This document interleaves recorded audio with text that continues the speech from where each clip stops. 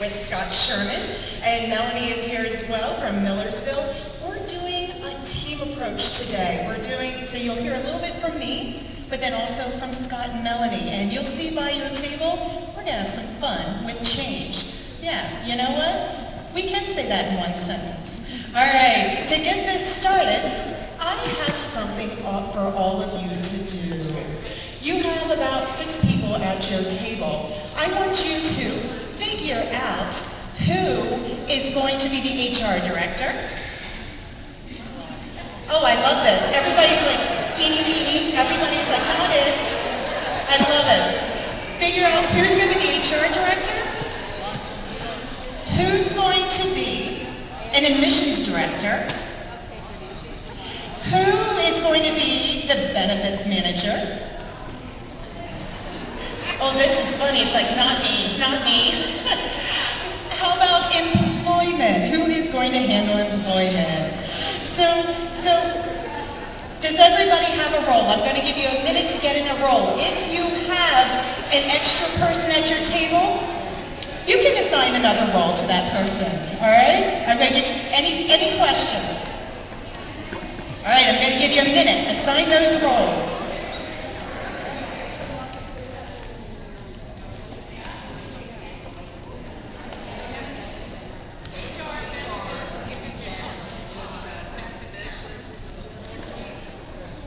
So we have the HR director, we have employment, we have benefits, and we have a director of admissions. You know who we can also have if you have an extra person at your table? How about someone who handles payroll?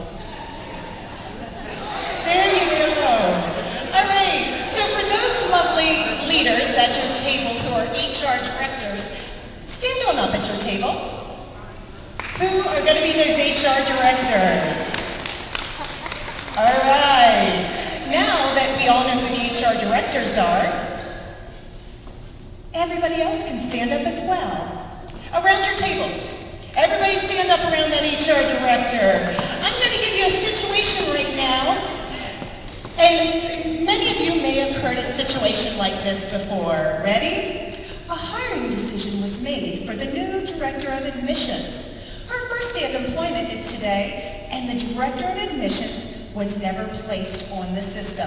In other words, she doesn't exist. The HR director gathers everyone in the conference room to discuss the issue and asks, who's responsible for this mess?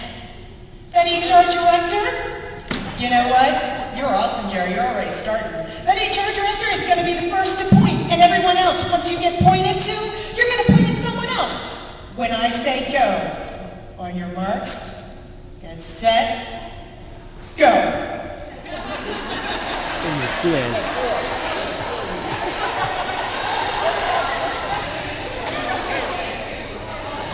All right, have a seat. We're going to talk a little bit about what just happened. For those HR directors who were raising your hands, how many of you ended up getting pointed to at the end? Yeah. A couple of you did, but guess what? When we have change, often when changes, whether it's processes, people, restructuring, you name it, often if something goes wrong, the first thing is just, not it, you, and the problem is still there. And at the end, it comes back to the first person who started. That was you. So with change, we're going to go through a couple fun activities. And what's great about this is that all of this information, we're going to give you snapshots of little activities that you can take back to your campuses. It might be you doing some of the training, or you might be having others do some of the training that you've learned today. We're here to help you because some of the stuff that you're going to do today is going to be a lot of fun, and it's going to make change a little bit easier as you move forward. Because of course our keynote speaker yesterday gave us a little bit of what we might be able to expect. It sounds like a lot of change, a lot of uncertainty, a lot of, I wonder what's going to happen. So why not start engaging them in some of these activities so we start building the relationships? He mentioned yesterday the importance of trust and commitment. And we're going to go through some of these in an expanded version today so that you can actually start living it now and helping bring those others along as well.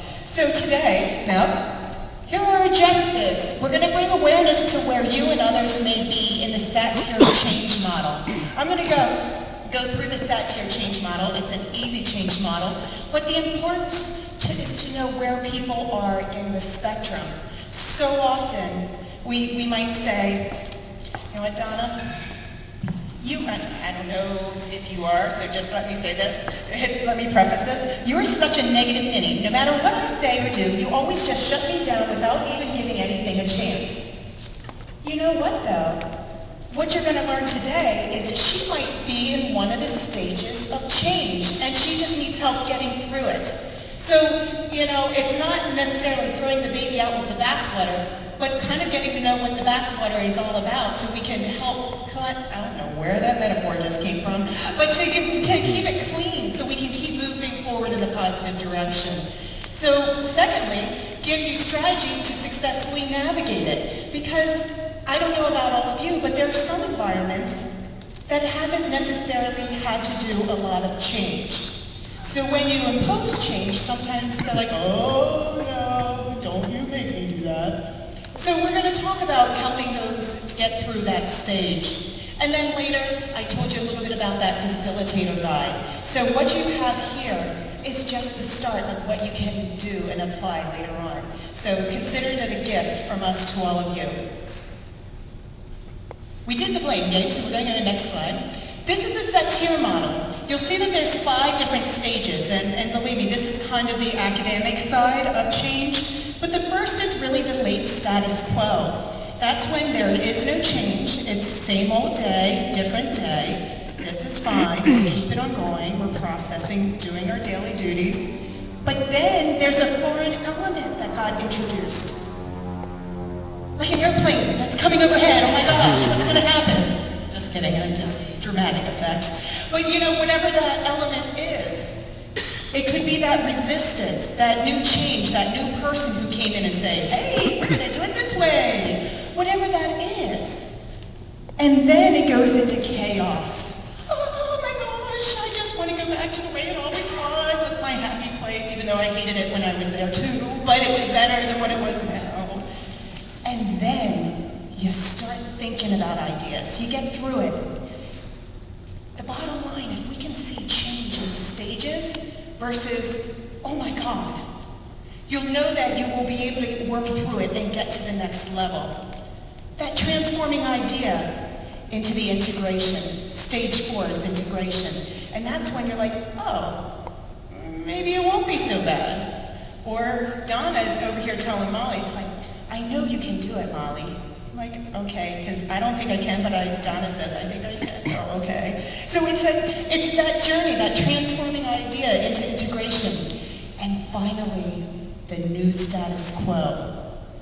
I went through this change. Now I'm a better person. I grew my strengths, my skills. I can now teach others. It's the new status quo, and then we do it all over again.